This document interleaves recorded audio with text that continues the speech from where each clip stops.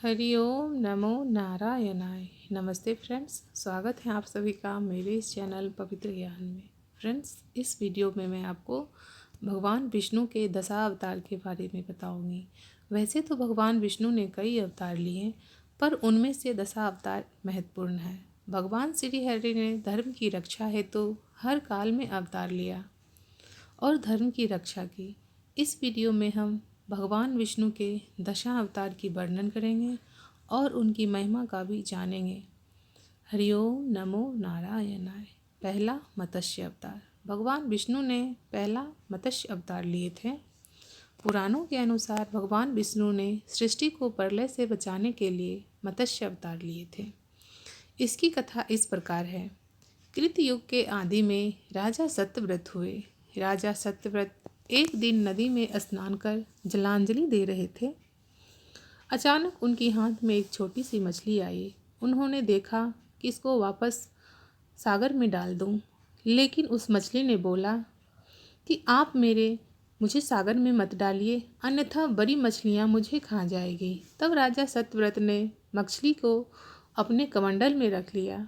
मछली और बड़ी हो गई तो राजा ने उसे सरोवर में रखा दिया। तब देखते ही देखते मछली और बड़ी हो गई। राजा को समझ में आ गया यह कोई साधारण जीव नहीं है। तब राजा ने मछली से वास्तविक रूप में आने की प्रार्थना की।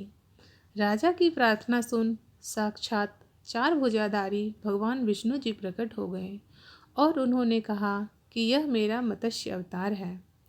भगवान ने सत्यव्रत से कहा, सुनो राजा सत्यव्रत, आज से 7 दिन बाद प्रलय होगी, जब मेरी प्रेरणा से एक विशाल नाव तुम्हारे पास आएगी। तुम सप्त ऋषियों, औषधियों, बीजों व प्राणियों के सूक्ष्म शरीर को लेकर उसमें बैठ जाना। जब तुम्हारी नाव डगमगाने लगेगी तब मैं मत्स्य के रूप में तुम्हारे पास आऊँगा। उस समय तुम वासुकी नाग के द्वारा उस नाव को मेरे सींग से बांध देना। उस समय प्रश्न पूछने पर मैं तुम्हें उत्तर दूंगा, जिससे मेरी महिमा, जो ब्रह्म नाम से विख्यात है, तुम्हारे हृदय में प्रकट हो जाएगी। तब समय आने पर मत्स्य रूपधारी भगवान विष्णु ने राजा सत्यव्रत को तत्व ज्ञान का उपदेश दिया, जो मत्स्य पुराण नाम से प्रसिद्ध हुआ। दूसरा अवतार है कूर्म अवतार, यानी कच्छप। धर्म के अनुसार भगवान विष्णु ने कछुए का अवतार लेकर समुद्र मंथन में सहायता की थी।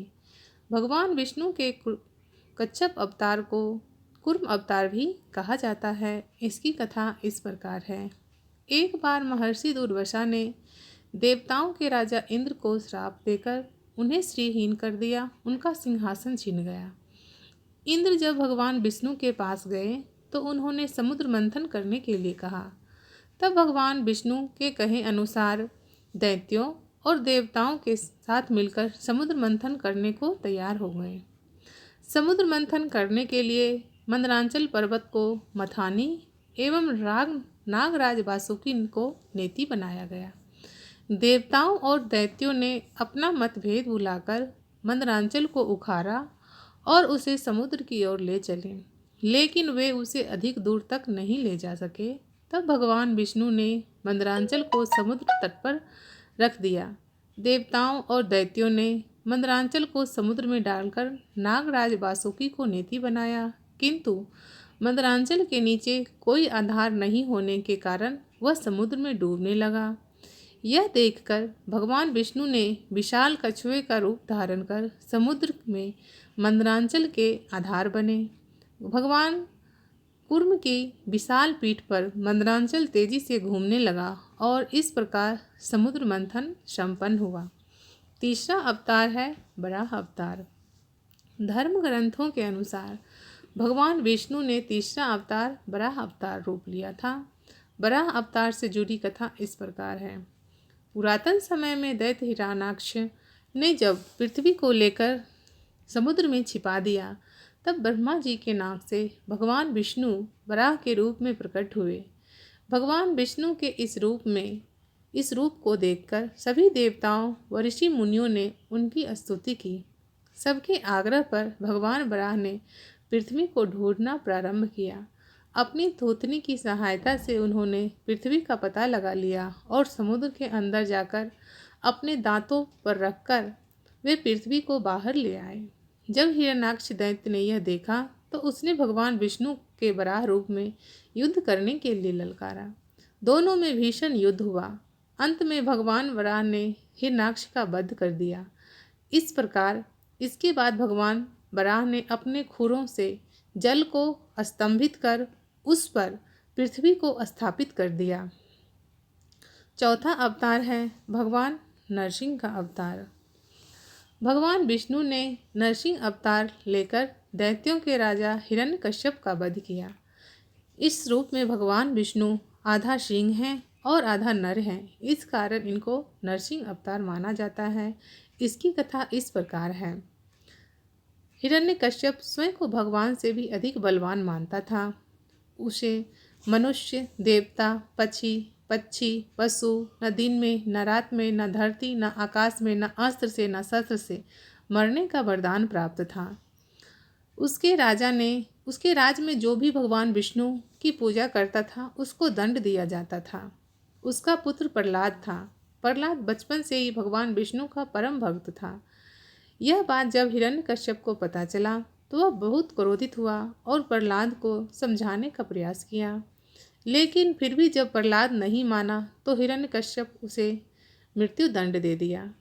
हर बार भगवान विष्णु के चमत्कार से वह बच गया। हिरण्यकश्यप की बहन होलिका, जिसे अग्नि से ना जलने का वरदान प्राप्त था, वह प्रहलाद को लेकर धधकती हुई अग्नि में बैठ गई। तब भी भगवान विष्णु की कृपा से प्रहलाद बच गया और होलिका जल गई। जब हिरण्यकश्यप स्वयं प्रहलाद को मारने ही वाला था तब भगवान विष्णु ने नरसिंह का अवतार लेकर खंभे से प्रकट हुए और अपने नाखूनों से हिरण्यकश्यप का वध किया। इस तरह से उनका नरसिंह अवतार संपन्न हुआ। पांचवा अवतार है वामन अवतार। सतयुग में प्रहलाद के पौत्र दैत्यराज बलि ने स्वर्गलोक पर अधिकार कर लिया। सभी देवता इस विपत्ति से बचने के लिए भगवान विष्णु के पास गए। तब भगवान विष्णु ने कहा कि मैं स्वयं देवता अदिति के गर्भ से उत्पन्न होकर तुम्हें स्वर्ग का राजा दिलाऊंगा। कुछ दिनों के पश्चात भगवान विष्णु देव माता अदिति के गर्भ से उत्पन्न हुए और भगवान विष्णु ने वामन अवतार लिया। एक बार जब बलि महान यज्ञ करा रहा था तब भगवान बलि की यज्ञशाला में गए और राजा बलि से 3 पग धरती दान में मांगी। राजा बलि के गुरु शुक्राचार्य भगवान की लीला समझ गए और उन्होंने बलि को दान देने से मना कर दिया। लेकिन बलि ने फिर भी भगवान वामन को 3 पग धरती देने का संकल्प ले लिया। भगवान वामन ने विशाल रूप धारण कर एक पग में धरती और दूसरे पग में स्वर्गलोक नाप लिया। जब तीसरा पग रखने के लिए कोई स्थान नहीं बचा तो बलि ने भगवान वामन को अपने सिर पर पग रखने को कहा। बलि के सिर पर पैर रखने से वह सूतल लोक पहुंच गया। बलि की दानवीरता देखकर भगवान ने उसे सूतल लोक का स्वामी बना दिया। इस तरह भगवान वामन ने देवताओं की सहायता कर उन्हें पुनः स्वर्ग लौटा दिया। छठा अवतार है उनका श्री राम अवतार। त्रेता युग में राक्षस रावण का बहुत आतंक था। उससे देवता भी डरते थे। उसके वध के लिए भगवान विष्णु ने राजा दशरथ के यहाँ माता कौशल्या के गर्भ से पुत्र के रूप में जन्म लिया। इस अवतार में भगवान विष्णु ने अनेक राक्षसों का वध किया और मर्यादा का पालन करते हुए अपना जीवन यापन किया। पिता के कहने पर वनवास गए। वनवास भोगते समय राक्षस राज रावण उनकी पत्नी सीता को हरण कर ले गया। सीता की खोज में भगवान लंका पहुँचे। वहाँ भगवान श्री राम और रावण का घोर युद्ध जिसमें रावण मारा गया। इस प्रकार भगवान विष्णु ने राम अवतार को लेकर देवताओं को भयमुक्त किया और उनकी रक्षा की। सातवां अवतार है कृष्ण अवतार। द्वापर युग में विष्णु ने श्री कृष्ण का अवतार लेकर अधर्मियों का नाश किया। भगवान श्री कृष्ण का जन्म कारागार में हुआ। इनके पिता का नाम वासुदेव और माता का नाम देवकी था। भगवान श्री कृष्ण ने इस अवतार में अनेक चमत्कार किए और दुष्टों का सर्वनाश किया। कंस का भी वध उन्होंने इसी कृष्ण अवतार में ही किया। 8वां अवतार है परशुराम अवतार। हिंदू धर्म ग्रंथों के अनुसार परशुराम भगवान विष्णु के प्रमुख अवतारों में से एक थे।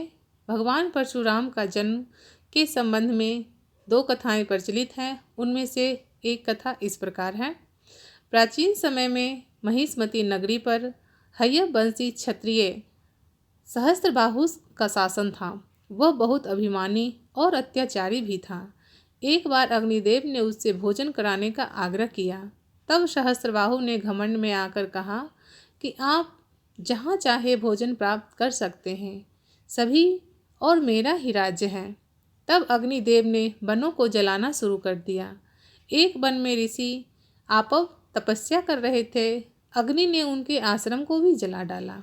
इससे क्रोधित होकर ऋषि ने सहस्त्रबाहु को श्राप दिया कि भगवान विष्णु परशुराम के रूप में जन्म लेंगे और न सिर्फ सहस्त्रबाहु का बल्कि समस्त क्षत्रिय का सर्वनाश करेंगे। इस प्रकार भगवान विष्णु ने भार्गव कुल में महर्षि जमदगिरि के 5वें पुत्र के रूप में जन्म लिया। 9वां अवतार है बुद्ध अवतार। धर्म ग्रंथों के अनुसार बौद्ध धर्म के प्रवर्तक गौतम बुद्ध भी भगवान विष्णु के ही अवतार थे, परंतु पुराणों में वर्णित भगवान बुद्ध देव का जन्म गया के समीप किक्कट में हुआ बताया गया है और उनके पिता का नाम अजन बताया गया है। यह प्रसंग पुराण वर्णित बुद्धावतार का ही है। एक समय दैत्यों की शक्ति बहुत बढ़ गई। देवता भी उनके भय से भागने लगे। राज्य की कामना से दैत्यों ने देवराज इंद्र से पूछा कि हमारा साम्राज्य स्थिर रहे, इसका उपाय क्या है। तब इंद्र ने शुद्ध भाव से बताया कि सुस्थिर शासन के लिए यज्ञ एवं वेद विहित आचरण आवश्यक है। तब दैत्य वैदिक आचरण एवं महायज्ञ करने लगे, जिससे उनकी शक्ति और बढ़ने लगी। तब सभी देवता भगवान विष्णु के पास गए। तब भगवान विष्णु ने देवताओं के हित के लिए बुद्ध का रूप धारण किया। उनके हाथों में मार्जनी थी और वे मार्ग को बुहारते हुए चलते थे। इस प्रकार भगवान बुद्ध दैत्यों के पास पहुँचे और उन्हें उपदेश दिया कि यज्ञ करना पाप है। यज्ञ से जीव हिंसा होती है। यज्ञ की अग्नि से कितने ही प्राणी भस्म हो जाते हैं। भगवान बुद्ध के उद्देश्य से दैत्य प्रभावित हुए। उन्होंने यज्ञ व वैदिक आचरण करना छोड़ दिया। इसके कारण उनकी शक्ति कम हो गई और देवताओं ने उन पर हमला कर अपना राज्य पुनः प्राप्त कर लिया। 10वां अवतार है कल्कि अवतार। धर्म ग्रंथों के अनुसार भगवान विष्णु कलयुग में कल्कि का रूप अवतार लेंगे। कल्कि अवतार कलयुग व सतयुग के संधि काल का समय होगा। यह अवतार 64 कलाओं से युक्त होगा। पुराणों के अनुसार उत्तर प्रदेश के मुरादाबाद जिले के संभल नामक स्थान पर विष्णु यशा नामक तपस्वी ब्राह्मण के घर भगवान कल्कि पुत्र के रूप में जन्म लेंगे।